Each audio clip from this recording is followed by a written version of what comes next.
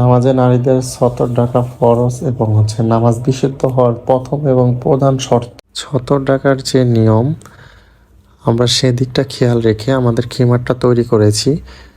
একজন নারীর তার মুখমণ্ডল, হাতের কবজি এবং পায়ের পাতা ছাড়া শরীর ঢেকে নামাজ পড়তে হবে। আমরা আসলে আমাদের খিমারগুলো এরকমভাবেই তৈরি করেছি যে একজন নারীর নামাজের সতর ডাকার যে শর্তগুলো আছে সম্পূর্ণটা যেন একটা কাপড়ের মধ্যেই পূর্ণ হয়ে যায়। আমরা আমাদের কাপড় কোয়ালিটি, সেলাই কোয়ালিটি আমরা চেষ্টা করেছি বাজারের সর্বোচ্চ কোয়ালিটিটা মেনটেন করার জন্য।